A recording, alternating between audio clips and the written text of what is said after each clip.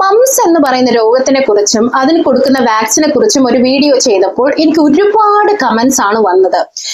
ഈ വാക്സിൻ എപ്പോഴാണ് എടുക്കേണ്ടത്, ഈ വാക്സിൻ എന്റെ കുഞ്ഞിന് കൊടുത്തിട്ടില്ല, അതുകൊണ്ട് എന്തെങ്കിലും പ്രോബ്ലംസ് ഉണ്ടാവുമോ, അല്ലെങ്കിൽ ഞാൻ ആദ്യത്തെ വാക്സിൻ മാത്രമേ എടുത്തുള്ളൂ, രണ്ടാമത്തെ വാക്സിൻ എടുത്തില്ല, അല്ലെങ്കിൽ ഈ വാക്സിൻ എടുക്കേണ്ട കാര്യം എനിക്ക് അറിയില്ലായിരുന്നു. അങ്ങനെയുള്ള ഒരുപാട് കമന്റ്സ് വന്നിട്ടുണ്ട്. ഞാനത് ഇവിടെയൊക്കെ കൊടുക്കാൻ, നിങ്ങളൊന്ന് കണ്ടു നോക്കൂ.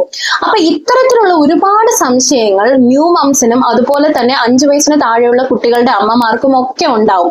എപ്പോഴാണ് കൃത്യമായി വാക്സിനേഷൻ എടുക്കേണ്ടത്, ഏതൊക്കെ വാക്സിൻ ആണ് എടുക്കുന്നത് എന്നൊക്കെ. അപ്പൊ ഈ ഒരു വീഡിയോയിൽ ഞാൻ അത് കൃത്യമായിട്ട് പറയാനാണ് ആഗ്രഹിക്കുന്നത്. നമ്മുടെ കേരള ഗവൺമെന്റ് കൊടുക്കുന്ന ഒരു സെറ്റ് ഓഫ് വാക്സിനേഷൻസ് ഉണ്ട്. അതാണ് ഞാൻ ആദ്യം കൃത്യമായി പറയുന്നത്. ഇത് നിങ്ങളുടെ അമ്മയും കുഞ്ഞും ബുക്കിലും കൃത്യമായിട്ടുണ്ടാവും. എങ്കിലും ഓരോ വാക്സിനും എപ്പോഴൊക്കെയാണ്, അത് എന്തൊക്കെ ആവശ്യത്തിനാണ്, അത് എങ്ങനെയാണ് കൊടുക്കുന്നതെന്നും എപ്പോൾ കൃത്യമായിട്ട് കൊടുക്കുന്നതെന്നും ഒക്കെ ഞാൻ ഈ വീഡിയോയിൽ എക്സ്പ്ലെയിൻ ചെയ്യും. ഇത് മാത്രമല്ലാതെ നമ്മുടെ കുട്ടികൾക്ക് ഗവൺമെന്റിൽ കിട്ടാത്ത ചില വളരെ ഇമ്പോർട്ടന്റ് ആയിട്ടുള്ള വാക്സിനുകളും ഉണ്ട്. അപ്പൊ ഈ വാക്സിനുകളെ കുറിച്ച് ഞാൻ ഈ വീഡിയോയുടെ അവസാനം പറയുന്നതായിരിക്കും. അത് മിസ്സാവാതിരിക്കാൻ ഈ വീഡിയോ മുഴുവനായി കാണുക. അതുപോലെ തന്നെ നിങ്ങളുടെ കുട്ടിക്ക് കൃത്യമായിട്ട് വാക്സിനേഷൻ എടുക്കാറുണ്ടോ, അതിനെ കുറിച്ചിട്ട് നിങ്ങൾക്ക് എന്തെങ്കിലും ഡൗട്ട് ഉണ്ടോ എന്നുള്ളതൊക്കെ നിങ്ങളൊന്ന് കമന്റ് ചെയ്യൂ. നമുക്ക് മറ്റു പാരന്റ്സിനും ഇതുപോലെ ഡൗട്ടുകൾ ഉണ്ടോ എന്നുള്ളതൊക്കെ നമുക്ക് കമന്റ് ബോക്സിൽ ക്ലിയർ ചെയ്യും. കേരള സർക്കാർ തരുന്ന കുഞ്ഞുങ്ങളുടെ വാക്സിനേഷൻ സ്കെഡ്യൂളിലുള്ള വാക്സിനേഷൻസ് ആണ് ഞാൻ ഇവിടെ ഇതിൽ പറയുന്നത്. ഇത് കുഞ്ഞുങ്ങൾക്ക് ജനന സമയം മുതൽ 5 വയസ്സ് വരെയുള്ള വാക്സിനേഷൻ സ്കെഡ്യൂൾ പ്രകാരമുള്ള വാക്സിനുകളാണ് ഞാൻ ഇവിടെ പരിചയപ്പെടുത്തുന്നത്. നിങ്ങൾ പലരും ഇത് ഓൾറെഡി എടുത്തിട്ടുണ്ടാവാം. എങ്കിലും കൃത്യമായിട്ട് ശ്രദ്ധിക്കുക. നിങ്ങളുടെ അമ്മയും കുഞ്ഞും ബുക്കിലും ഈ ഒരു കാര്യങ്ങൾ കൃത്യമായി രേഖപ്പെടുത്തിയിട്ടുണ്ടാവും. ജനിച്ച് 24 മണിക്കൂറിനുള്ളിൽ BCG വാക്സിനും OPV വാക്സിനും കൃത്യമായിട്ട് എടുക്കണം. ഇത് ഹോസ്പിറ്റലിൽ വെച്ച് തന്നെ എടുക്കുന്നുള്ളതാണ്.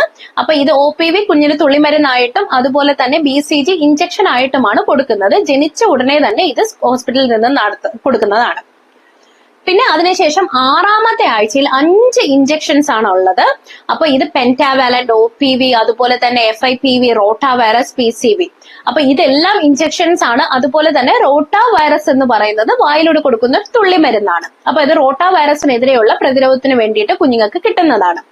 അപ്പൊ പ്രത്യേകിച്ച് ഇത് വളരെ ഇമ്പോർട്ടന്റ് ആണ്. ഇതൊരു 3 ഡോസ് ആയിട്ടാണ് കുഞ്ഞുങ്ങൾക്ക് 6ാമത്തെ ആഴ്ചയിലും 10ാമത്തെ ആഴ്ചയിലും അതുപോലെ തന്നെ 14ാമത്തെ ആഴ്ചയിലും കൊടുക്കുന്നത്. 3 ഡോസുകളായിട്ട് ഇതെല്ലാം വീണ്ടും വീണ്ടും കൊടുക്കുന്നുണ്ട്. കാരണം ഇവർക്ക് നല്ല രീതിയിലുള്ള ഒരു ബൂസ്റ്റർ ഇമ്മ്യൂണിറ്റി കിട്ടാൻ വേണ്ടിയിട്ടാണ് ഇത് കൊടുക്കുന്നത്. നമ്മുടെ രാജ്യത്ത് ഇത്തരത്തിലുള്ള രോഗങ്ങൾ വളരെ കൂടുതലാണ്. ഡിഫ്തീരിയ, പെട്യൂട്ടസ്, അതുപോലെ തന്നെ ടെറ്റനസ് പോലെയുള്ള രോഗങ്ങൾക്ക് എതിരെയുള്ള ഇഞ്ചക്ഷൻസ് ആണിത്. ഇത് വളരെ ഇമ്പോർട്ടന്റ് ആണ്. അതുപോലെ തന്നെ ഇത് ന്യൂമോണോകോക്കൽ രോഗങ്ങൾ ഒക്കെ ബാധിക്കാൻ, അതുപോലെ റോട്ടാ വൈറസ് ബാധ, ഇതൊക്കെ വളരെ ഡേഞ്ചറസ് ആയിട്ടുള്ള കാര്യങ്ങളാണ്. അപ്പൊ ഇതിനെതിരെയുള്ള 3 ഡോസുകളായിട്ടാണ് കുഞ്ഞുങ്ങൾക്ക് 6ാമത്തെ ആഴ്ചയും 10ാമത്തെ ആഴ്ചയും 14ാമത്തെ ആഴ്ചയും കൊടുക്കുന്നത്. അപ്പൊ ഇതെല്ലാം ആദ്യത്തെ 6 ആഴ്ചയ്ക്ക് ശേഷം 4 ആഴ്ച ഇടവേളയിലാണ് ഇതെല്ലാം കൊടുക്കേണ്ടത്. അത് കൃത്യമായി നിങ്ങളുടെ അമ്മയും കുഞ്ഞും ബുക്കിൽ രേഖപ്പെടുത്തിയിട്ടുണ്ടാവും. അത് നോക്കി മനസ്സിലാക്കി കൃത്യ ഇടവേളകളിൽ തന്നെ അത് കൊടുക്കുക. ഇനി അത് കഴിഞ്ഞതിന് ശേഷം 9ാം മാസം, വളരെ ഇമ്പോർട്ടന്റ് ആയിട്ടുള്ള ഒരു സ്റ്റേജ് ആണ് 9ാം മാസം. ഈ 9ാം മാസം ഗവൺമെന്റ് ഹോസ്പിറ്റലിൽ നിന്ന് കിട്ടുന്നത് MR വാക്സിൻ ആണ്. മീസൽസ് ആൻഡ് റുബല്ല എന്ന് പറയുന്ന 2 രോഗങ്ങൾക്കുള്ള എതിരെയുള്ളതാണ് ഈ ഒരു വാക്സിൻ. ഇതും വളരെ ഡേഞ്ചറസ് ആയിട്ടുള്ള രോഗങ്ങളാണ്. നമുക്ക് ചുറ്റും ഇപ്പോഴും പല കുട്ടികൾക്കും ഈ ഒരു അസുഖങ്ങൾ വരാറുണ്ട്. അതിനു വേണ്ടിയിട്ടുള്ള ഒരു വാക്സിനേഷൻ ആണ് ഈ MR എന്നുള്ളത്. അപ്പൊ ഇത് ഇഞ്ചക്ഷൻ രൂപത്തിലാണ് കിട്ടുന്നത്. 1 വയസ്സിന് മുമ്പ് തന്നെ ഇത് നൽകണം. 9 മാസത്തിന് ശേഷം 1 വയസ്സിന് മുമ്പ് തന്നെ ഇത് കൃത്യമായി നൽകണം. അതിനുശേഷം 16 മുതൽ 24 മാസം വരെ, അതെ, ഒരു 1.5 വയസ്സിന് ശേഷം ഒരു 2 വയസ്സ് എടുക്കുന്ന ആ ഒരു ടൈമിൽ 3 ഇഞ്ചക്ഷൻസ് ആണുള്ളത്. DTPയുടെ ബൂസ്റ്റർ ഉണ്ട്, അതുപോലെ തന്നെ OPV ബൂസ്റ്റർ ഉണ്ട്, പിന്നെ MRന്റെ സെക്കൻഡ് ഡോസും ഉണ്ട്. MR ഓൾറെഡി 9ാമത്തെ മാസത്തിൽ എടുത്തു. അപ്പൊ 15ാം മാസത്തിന് ശേഷം അതും എടുക്കുക. അതും 1.5 വയസ്സിന് ശേഷമാണ് ഇതെല്ലാം എടുക്കേണ്ടത്, 2 വയസ്സിന് മുമ്പും. അപ്പൊ ഇത്തരത്തിലൂടെ ഈ ഒരു ഇഞ്ചക്ഷൻസ് എടുക്കുന്നതിലൂടെ വളരെ ഡേഞ്ചറസ് ആയിട്ടുള്ള മീസിൽസ്, റുബല്ല, അതുപോലെ തന്നെ ഡിഫ്തീരിയ പോലെയുള്ള രോഗങ്ങൾക്ക് നമുക്ക് കുട്ടികൾക്ക് ഇമ്മ്യൂണിറ്റി നൽകാനാവും. അതിനുശേഷം 5ാമത്തെ വയസ്സിലാണ് ഇവർക്ക് ഒരു ഇഞ്ചക്ഷൻ വരുന്നത്. 5ാമത്തെ വയസ്സിൽ DTPയുടെ ബൂസ്റ്റർ ഡോസ് ആണ് കിട്ടുന്നത്. ഡിഫ്തീരിയ, പെട്യൂട്ടസ്, ടെറ്റനസ്, ഈ 3 രോഗങ്ങൾക്കെതിരെയുള്ളതാണ് ഈ ഒരു വാക്സിനേഷൻ. ഇത് അവർക്ക് 5ാമത്തെ വയസ്സിലാണ്. അപ്പൊ ഈ 5 വയസ്സാകുമ്പോഴത്തേക്കും തന്നെ അവർക്ക് ഏകദേശം പ്രധാനമായിട്ടുള്ള എല്ലാ വാക്സിനേഷൻസും അവർക്ക് കിട്ടിയിട്ടുണ്ടാവും.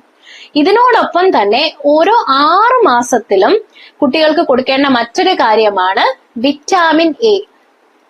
വിറ്റാമിൻ എ അവർക്ക് ഒരു മരുന്ന് പോലെയാണ് കുഞ്ഞുങ്ങൾക്ക് വായിലൂടെ കൊടുക്കുന്ന ചെറിയൊരു സിറപ്പ് പോലെയാണ് കൊടുക്കുന്നത്. ഇത് എല്ലാ 5 വയസ്സ് വരെയും എല്ലാ 6 മാസത്തിലൊരിക്കൽ നിങ്ങൾ കൃത്യമായി കൊടുത്തിരിക്കണം. ഇത് കുഞ്ഞുങ്ങളുടെ കാഴ്ചശക്തി വർദ്ധിപ്പിക്കാനും അവരുടെ ബുദ്ധി വികസിപ്പിക്കാനും ഒക്കെ അവരെ ഹെൽപ്പ് ചെയ്യുന്ന ഒരു വിറ്റാമിൻ ആണ്. അപ്പൊ ഇതും മറക്കാതെ തന്നെ ഇതിനോടൊപ്പം കൃത്യമായിട്ട് ഓരോ 6 മാസം ഇടവിട്ട് ചെയ്യുക. ഇത് എല്ലാ ആശാ വർക്കർമാരും എല്ലാ വീട്ടിലും വന്ന് പറയുന്നതാണ്. പക്ഷെ ചില കാര്യങ്ങളൊക്കെ അവര് പറയാൻ വിട്ടുപോകും. അതുകൊണ്ടിട്ടാണ് ഞാൻ ഈ വീഡിയോ ചെയ്യുന്നത്. കൃത്യമായി നിങ്ങൾ അമ്മയും കുഞ്ഞും ബുക്കിൽ നോക്കി നിങ്ങളുടെ കുഞ്ഞിന് എപ്പോഴൊക്കെയാണ് ഇത് കൊടുക്കേണ്ടത് എന്ന് മനസ്സിലാക്കി കൃത്യമായി ചെയ്യുക. അപ്പോൾ ഈ വാക്സിനേഷൻ ഷെഡ്യൂൾ പ്രകാരം കൃത്യമായി നിങ്ങൾ അടുത്തുള്ള ഒരു ഗവൺമെന്റ് ഹോസ്പിറ്റലിൽ നിന്നോ അല്ലെങ്കിൽ ഒരു ഹെൽത്ത് കെയർ സെന്ററിൽ നിന്നോ ഈ വാക്സിൻ ഒക്കെ നിങ്ങൾക്ക് കിട്ടും. ഇത് കംപ്ലീറ്റ്ലി ഫ്രീ ആണ്, യാതൊരുവിധ കാശും കൊടുക്കേണ്ടതില്ല. കൃത്യമായി അവിടെ പോയിട്ട് ഒരു പീഡിയാട്രീഷ്യനെ കണ്ടതിന് ശേഷം കറക്റ്റ് അതാത് മാസങ്ങളിൽ കുഞ്ഞിന് വേണ്ട രീതിയിലുള്ള കൃത്യമായിട്ടുള്ള ഇഞ്ചക്ഷൻസ് എടുക്കുക. അതുപോലെ ന്യൂ ബോൺ ബേബീസ് ആണെങ്കിൽ ഹോസ്പിറ്റലിൽ നിന്ന് തന്നെ എടുത്തിട്ട് അവർ ഡിസ്ചാർജ് ചെയ്യുന്ന വാക്സിനുകളും ഉണ്ട് തുടക്കത്തിലുള്ളത്. അതും കൃത്യമായിട്ട് കുഞ്ഞിന് കിട്ടിയിട്ടുണ്ടോ എന്നുള്ള കാര്യം ഉറപ്പുവരുത്തുക. അമ്മയും കുഞ്ഞും ബുക്കിൽ ഇത് കൃത്യമായി രേഖപ്പെടുത്തുകയും വേണം. കാരണം പിന്നീട് അടുത്ത വാക്സിൻ എടുക്കാൻ ചെല്ലുമ്പോൾ ഇത് കുഞ്ഞിന് ആദ്യത്തെ വാക്സിൻ കിട്ടിയോ ഇല്ലയോ എന്നുള്ളത് വളരെ കൺഫ്യൂഷൻ ഉള്ള ഒരു കാര്യമായിരിക്കും. കൃത്യമായിട്ട് അമ്മയും കുഞ്ഞും ബുക്കിൽ അവിടുത്തെ നഴ്സിനെ കൊണ്ട് അത് രേഖപ്പെടുത്തി മേടിക്കുകയും വേണം. അപ്പൊ ഇനി നമുക്ക് പറഞ്ഞതുപോലെ ഈ ഗവൺമെന്റിൽ കിട്ടുന്നതല്ലാതെ മറ്റു കുറച്ച് വാക്സിനുകളും ഉണ്ട്. ഇത് വളരെ ഇമ്പോർട്ടന്റ് ആയിട്ടുള്ള ഒരു കാര്യമാണ്. കാരണം കുഞ്ഞിന് ഒരു മുഴുനീള ഒരു ഇമ്മ്യൂണിറ്റി കിട്ടുന്ന ഒരു കാര്യമാണ് ഈ വാക്സിനുകളും തരുന്നത്. ഇത് നിർബന്ധമല്ല, പക്ഷേ എന്നാൽ ഈ വാക്സിനുകൾ എടുക്കുന്നതിലൂടെയും നമുക്ക് കുഞ്ഞിനെ മറ്റു പല രോഗങ്ങളിൽ നിന്നും നമുക്ക് രക്ഷിക്കാൻ കഴിയും. അപ്പൊ നമുക്കൊരു പ്രിക്കോഷൻ എന്നുള്ള രീതിയിൽ ഈ വാക്സിനുകൾ കൂടി ഗവൺമെന്റിലില്ല പ്രൈവറ്റ് ഹോസ്പിറ്റലിൽ നിന്ന് എടുക്കുകയാണെങ്കിൽ നമുക്ക് തീർച്ചയായിട്ടും കുഞ്ഞുങ്ങളെ പല രോഗങ്ങളിൽ നിന്നും പ്രൊട്ടക്ട് ചെയ്യാനും അവരും മറ്റു കുട്ടികൾക്ക് ഈ ഇത്തരത്തിലുള്ള രോഗങ്ങൾ പകർത്താതിരിക്കാനും മറ്റു കുട്ടികളിൽ നിന്ന് ഇവർക്ക് പകരാതിരിക്കാനും ഒക്കെയുള്ള കാര്യങ്ങൾ നമുക്ക് ചെയ്യാൻ കഴിയും. ഗവൺമെന്റ് ഹോസ്പിറ്റലിൽ ലഭ്യമല്ലാത്ത പ്രൈവറ്റ് ഹോസ്പിറ്റലിൽ മാത്രം ലഭ്യമായ 10 വാക്സിനേഷനെ കുറിച്ചിട്ടാണ് ഞാൻ പറയുന്നത്. ഈ വാക്സിനേഷൻ എടുക്കുന്നതിലൂടെ കുഞ്ഞുങ്ങൾക്ക് ഒരു അധിക ഇമ്മ്യൂണിറ്റി കൊടുക്കാനായിട്ട് നമുക്ക് സാധിക്കും. അതിൽ ഒന്നാമത്തേതും വളരെ ഇമ്പോർട്ടന്റ് ആയിട്ടുള്ളതും MMR വാക്സിൻ ആണ്.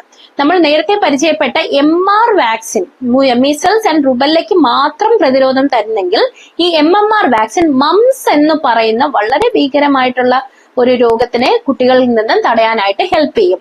മുന്നേ ഗവൺമെന്റിൽ MMR വാക്സിൻ ആയിട്ടായിരുന്നു കൊടുത്തുകൊണ്ടിരുന്നത്. ബട്ട് ഇപ്പോൾ അത് MR വാക്സിൻ മാത്രമേ കൊടുക്കുന്നുള്ളൂ. അതുകൊണ്ട് തന്നെ സ്കൂളുകളിൽ ഇപ്പോൾ മംസ് എന്ന് പറയുന്ന രോഗം കുട്ടികൾക്ക് വളരെ പെട്ടെന്ന് പടരുകയും പല സ്കൂളുകളും ഇതിന്റെ വ്യാപനം തടയാനായിട്ട് പൂട്ടുകയും ചെയ്യുന്നുണ്ടായി. അപ്പൊ ഇത് മുണ്ടിനീരെന്നാണ് പറയുന്നത്. ഇത് കുട്ടികൾക്ക് വളരെ ബുദ്ധിമുട്ടുണ്ടാവുന്ന ഒരു രോഗമാണ്. അപ്പൊ ഇത് തടയാനായിട്ട് MMR വാക്സിൻ, ഇത് MR എടുക്കുന്നതിന് പകരം 9-ാം മാസവും 15-ാം മാസവും ഒരു പ്രൈവറ്റ് ഹോസ്പിറ്റലിൽ നിന്നും MMR വാക്സിൻ ആയിട്ട് എടുക്കുക. ഇത് രണ്ടും എടുക്കേണ്ട ആവശ്യമില്ല. MR എടുക്കുന്നതിന് പകരം MMR ആയിട്ട് പ്രൈവറ്റ് ഹോസ്പിറ്റലിൽ നിന്നും എടുക്കുക. അതിനുശേഷം ചിക്കൻ പോക്സ്, ഇതും കുട്ടികളുടെ ഇടയിൽ വളരെ ധാരാളമായി കാണുന്നു. ഈവൻ വലിയവരിൽ നിന്ന് കുട്ടികൾക്ക് പകരുന്നു. അങ്ങനെ നമുക്ക് കാണുന്നു. അതിന്റെ ബുദ്ധിമുട്ടുകളും ഒക്കെ നമുക്കറിയാം അല്ലെ. അപ്പൊ ഇതും 12 മാസം മുതൽ എപ്പോ വേണമെങ്കിലും കുഞ്ഞുങ്ങൾക്ക് എടുക്കാം. 2 ഡോസ് ആണുള്ളത്. 4 അല്ലെങ്കിൽ 8 ആഴ്ച ഇടവിട്ട് 2 ഡോസുകൾ എടുക്കാം. പിന്നെ മറ്റൊരു വാക്സിനേഷൻ ആണ് ഹെപ്പറ്റൈറ്റിസ് എ വാക്സിൻ. ഇത് വളരെ ഡേഞ്ചറസ് ആയിട്ടുള്ള ഒരു കരൾ രോഗത്തിനെതിരെയുള്ള ഒരു വാക്സിൻ ആണ്. ഇതും 1 വയസ്സ് മുതൽ കുട്ടികൾക്ക് എടുത്തു തുടങ്ങും. 2 ഡോസ് ആണ് ഉള്ളത്. 6 മാസം ഇടവേളയ്ക്ക് അപ്പുറവും ഇപ്പുറവുമായിട്ട് ഒരു 2 ഡോസുകളായിട്ട് ഈ ഒരു വാക്സിൻ എടുക്കാം. പിന്നെയുള്ളത് ടൈഫോയിഡ് കോൺജുഗേറ്റ് വാക്സിൻ ആണ്. ഇത് ടൈഫോയിഡ് രോഗം തടയുന്നതിന് വേണ്ടിയിട്ടാണ്. അപ്പൊ ഇത് 9 മാസം മുതൽ എപ്പോ വേണേലും എടുക്കാം. 1 ഡോസ് മാത്രമേ ഉള്ളൂ. വേണമെങ്കിൽ മാത്രം വീണ്ടും എടുക്കാം. നോർമലി അങ്ങനെ ഒരു ബൂസ്റ്റർ ഡോസിന്റെ ആവശ്യമില്ല. 9 മാസത്തിന് ശേഷം എപ്പോഴെങ്കിലും 1 ഡോസ് എടുക്കാം. ഇൻഫ്ലുവൻസ വളരെ വളരെ ഇമ്പോർട്ടന്റ് ആയിട്ടുള്ള ഒരു വാക്സിനേഷൻ ആണ്. കുട്ടികൾക്ക് എപ്പോഴും പല രീതിയിലുള്ള വൈറൽ ആയിട്ടുള്ള ഇൻഫെക്ഷൻസ് കുട്ടികൾക്ക് ഉണ്ടാവും. ചുമ, കഫക്കെട്ട്, അങ്ങനെയുള്ള വളരെ ബുദ്ധിമുട്ടുള്ള കാര്യങ്ങൾ ഉണ്ടാവും. ശ്വാസം മുട്ടലൊക്കെ ഉണ്ടാവും അല്ലെ. അപ്പൊ ഇത്തരത്തിലുള്ളത് വരുന്നത് മെയിൻലി ഇൻഫ്ലുവൻസ എന്ന് പറയുന്ന ഒരു പ്രത്യേക വൈറസിന്റെ ഒരു പ്രസൻസ് കൊണ്ടിട്ടാണ്. അപ്പൊ ഇത് പല വെറൈറ്റി വൈറസുകളുണ്ട്. അപ്പൊ ഇതിനെ എല്ലാം തടയുന്ന രീതിയിലുള്ള ഒരു വാക്സിൻസ് ആണ് ഇൻഫ്ലുവൻസ വാക്സിൻ. അപ്പൊ ഈ വാക്സിൻ 6 മാസം മുതൽ എപ്പോ വേണേലും എടുക്കാം. ഇതിന് 2 ഡോസ് ആണുള്ളത്. 8 വയസ്സിന് മുകളിലുള്ള കുട്ടികളാണെങ്കിൽ 1 ഡോസ് മതി. സ്കൂളിലൊക്കെ പോകുന്ന കുട്ടികളാണെങ്കിലും നമുക്ക് ഈ ഒരു വാക്സിൻ എടുക്കാൻ കഴിയുന്നതാണ്. പിന്നെ അവർക്ക് എന്ത് ചെയ്യാൻ പറ്റും? അവർക്ക് ഈ ഒരു അസുഖം അധികം ഒന്നും വരാത്ത രീതിയിൽ, അധികം വന്നാൽ തന്നെയും അതിന്റെ ലക്ഷണങ്ങളൊന്നും അത്രയ്ക്ക് ബുദ്ധിമുട്ടുണ്ടാക്കാത്ത രീതിയിലും ഒക്കെ നമുക്ക് അതിനെ തടയാൻ കഴിയും. HPV വാക്സിൻ ഇത് വളരെ ഇമ്പോർട്ടന്റ് ആയിട്ടുള്ള ഒരു വാക്സിൻ ആണ്. സെർവിക്കൽ ക്യാൻസർ പോലെയുള്ള രോഗങ്ങൾ പെൺകുട്ടികളിൽ തടയാൻ കഴിയുന്ന ഒരു വാക്സിനേഷൻ ആണിത്. ഇത് 9 വയസ്സ് മുതൽ 14 വയസ്സ് വരെ കുട്ടികൾക്ക് എടുക്കാൻ കഴിയുന്ന ഒരു വാക്സിൻ ആണ്. ഇതിന് 2 ഡോസുകളുണ്ട്. 2 ഡോസുകളും കൃത്യമായിട്ട് എടുക്കുകയാണെങ്കിൽ വളരെ കോമൺ ആയിട്ടുള്ള സെർവിക്കൽ ക്യാൻസർ പോലെയുള്ള രോഗങ്ങൾ തടയാൻ കഴിയും. മെനിങ്കോകോക്കൽ വാക്സിൻ. അപ്പൊ ഇത് എന്തിനു വേണ്ടിയിട്ടാണ്? മെനിഞ്ചൈറ്റിസ് എന്ന് പറയുന്ന മസ്തിഷ്ക ജ്വരം എന്ന് പറയുന്ന രോഗങ്ങൾ, തലച്ചോറിലുണ്ടാവുന്ന അണുബാധ കൃത്യമായിട്ട് തടയാനായിട്ടുള്ള ഒരു വാക്സിനേഷൻ ആണിത്. പലപ്പോഴും നമ്മുടെ രക്തത്തിലുള്ള അണുബാധയോ എന്തെങ്കിലും ഒക്കെ കാരണം ബ്രെയിനിനെയും അത് ബാധിക്കുകയും അത് മറ്റ് ഇൻഫെക്ഷൻ ഒക്കെ ആയിട്ട് മാറാനുള്ള ചാൻസസ് വളരെ ഏറെയാണ്. അപ്പൊ ഇത് ഇത്തരത്തിൽ ഈ ഒരു വാക്സിൻ എടുക്കുന്നതിലൂടെ അത് തടയാൻ കഴിയും. ഇത് 9 മാസം മുതൽ കൊടുക്കാവുന്നതാണ്. ഇത് 1 ഡോസ് അല്ലെങ്കിൽ 2 ഡോസ്, മിക്കവാറും 1 ഡോസ് ആണ് ഇതിനെ എടുക്കുന്നത്. പിന്നെ ജാപ്പനീസ് എൻസെഫലസ്, ഇത് ഒരുപാട് കൊതുകുകടിയൊക്കെ കിട്ടുന്ന സ്ഥലങ്ങളിൽ ഉള്ളവർ കൃത്യമായി എടുത്തിരിക്കുക. പ്രത്യേകിച്ച് ഈ ആലപ്പുഴ ഭാഗങ്ങളിൽ അങ്ങനെയൊക്കെയുള്ള വെള്ളക്കെട്ടുകൾ ധാരാളമുള്ള ഭാഗങ്ങളിൽ താമസിക്കുന്ന കുട്ടികൾക്ക് തീർച്ചയായിട്ടും ഇത് എടുക്കുക. ജാപ്പനീസ് എൻസെഫലസ് എന്ന് പറയുന്ന ഈ ഒരു രോഗമാണ്. അപ്പൊ ഇത് മസ്തിഷ്കത്തിൽ വരുന്ന അണുബാധ പോലും ഉണ്ടാവാറുണ്ട്. അതുപോലെ തന്നെ 1 വയസ്സ് മുതൽ എപ്പോ വേണേലും ഇത് എടുക്കാം. അതുപോലെ ഈ 2 ഡോസ് ആണ് 28 ദിവസം ഇടവേളയിൽ നമുക്ക് എടുക്കാവുന്നതാണ്. Rabies vaccine. അപ്പൊ ഇത് കടിയേറ്റ ശേഷം മാത്രമാണ് ഇതിന്റെ ആവശ്യം. കുട്ടികൾക്ക് പട്ടിയുടെ കടിയേൽക്കുകയോ മാന്തേൽക്കുകയോ പൂച്ചകളുടെ മാന്തേൽക്കുകയോ ഒക്കെ ചെയ്യുകയാണെങ്കിൽ മറ്റൊന്ന് ചിന്തിക്കാതെ തീർച്ചയായിട്ടും ഈ റാബീസ് വാക്സിൻ എടുക്കുക. അപ്പൊ ഈ വാക്സിൻ എടുക്കുന്നതിലൂടെ നമുക്ക് കൃത്യമായിട്ട്, അതും ഉടനെ തന്നെ എടുക്കുന്നതിലൂടെ അത് 3, 7, 14, 28 ദിവസങ്ങളിലായിട്ടാണ് എടുക്കേണ്ടത്. കൃത്യമായിട്ടും എല്ലാ ഡോസുകളും എടുക്കുന്നതിലൂടെ നമുക്ക് എന്തെങ്കിലും തരത്തിലുള്ള ഒരു പേവിഷബാധ ആ ഒരു പട്ടിക്കോ പൂച്ചയ്ക്കോ എന്തെങ്കിലും ഉണ്ടെങ്കിൽ നമുക്ക് നമ്മുടെ കുഞ്ഞുങ്ങളെ രക്ഷിക്കാൻ കഴിയും. നമുക്കറിയാം, തീർച്ചയായിട്ടും നമ്മുടെ കുഞ്ഞുങ്ങൾ പെറ്റ്സും ഒക്കെ ആയിട്ട് കളിക്കുന്നവരാണ് അല്ലെ. അപ്പൊ ഈ പട്ടിയും പൂച്ചയും ഒക്കെ ആയിട്ട് മറ്റ് പട്ടിപൂച്ചകൾക്കൊക്കെ ഒരു കണക്ഷനും ഇതെല്ലാം ഉണ്ടാവാം. അപ്പൊ നമുക്ക് പ്രെഡിക്റ്റ് ചെയ്യാൻ കഴിയില്ല.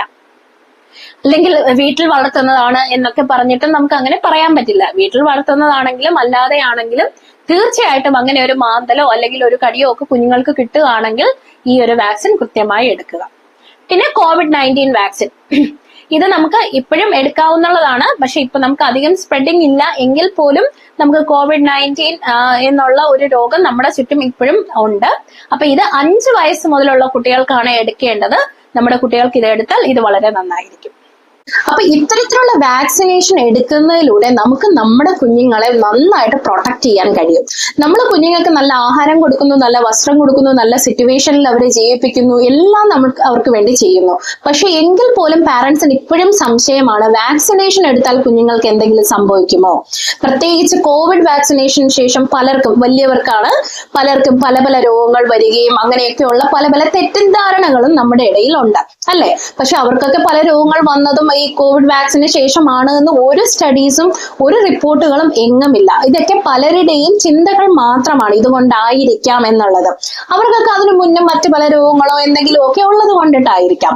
എന്നാൽ നമുക്ക് അതുകൊണ്ടിട്ട് ഒരു പേടിയാണ്, കുഞ്ഞുങ്ങൾക്ക് വാക്സിനേഷൻ എടുക്കുമ്പോൾ ഇത് ശരിക്കും എടുക്കേണ്ട കാര്യമുണ്ടോ, കുഞ്ഞിന് മറ്റെന്തെങ്കിലും രോഗം വരുമോ എന്നൊക്കെ ഉള്ളതല്ലേ. പക്ഷെ തീർച്ചയായിട്ടും നിങ്ങളുടെ കുഞ്ഞിനെ കൃത്യമായ രീതിയിലുള്ള വാക്സിനേഷൻ കൊടുക്കണം. കാരണം എസ്പെഷ്യലി നേരത്തെ ഞാൻ പറഞ്ഞതുപോലെ മംസ് പോലെയുള്ള രോഗങ്ങൾ വാക്സിനേഷൻ കിട്ടാത്തത് കൊണ്ട് മാത്രമാണ് കുഞ്ഞുങ്ങളിൽ പലർക്കും ഇത് പകരുകയും അത് കുഞ്ഞുങ്ങൾ അതിനുമായിട്ടുള്ള ബന്ധപ്പെട്ട ബുദ്ധിമുട്ടുകൾ എടുക്കുന്നു. അതുപോലെ തന്നെ പോളിയോ വാക്സിനും ഒക്കെ കൃത്യമായിട്ട് എടുക്കുക. പോളിയോ ക്യാമ്പയിൻസ് വരുമ്പോഴും കുട്ടികൾക്ക് കൊടുക്കുക. കാരണം നമ്മുടെ അയൽ രാജ്യങ്ങളിൽ ഇപ്പോഴും പോളിയോ പല രാജ്യങ്ങളിലും കണ്ടുവരുന്നുണ്ട്, സ്പ്രെഡ് ആവുന്നുണ്ട്. അപ്പൊ നമ്മുടെ രാജ്യം കംപ്ലീറ്റ്ലി അവോയ്ഡഡ് ആണെങ്കിൽ പോലും നമുക്ക് അതിനൊരു റിസ്ക് ഉണ്ട്. അപ്പൊ തീർച്ചയായിട്ടും നമ്മുടെ കുഞ്ഞുങ്ങളെ വെച്ച് നമ്മൾ ഇത്തരത്തിലുള്ള റിസ്കുകളൊന്നും എടുക്കാൻ പാടില്ല. തീർച്ചയായിട്ടും നിങ്ങൾ കുട്ടികൾക്ക് കൃത്യമായ രീതിയിൽ വാക്സിനേഷൻസ് നൽകൂ. അവരെ മറ്റു കുട്ടികളിൽ നിന്നും മറ്റു കുട്ടികൾക്ക് ഇവരിൽ നിന്നും ഒക്കെയുള്ള രോഗപകർച്ച നമുക്ക് തടയാൻ കഴിയും. അതുപോലെ തന്നെ നമുക്ക് ഇവരെ എല്ലാവരെയും നല്ല ആരോഗ്യത്തോടു കൂടി വളർത്താനും കഴിയും.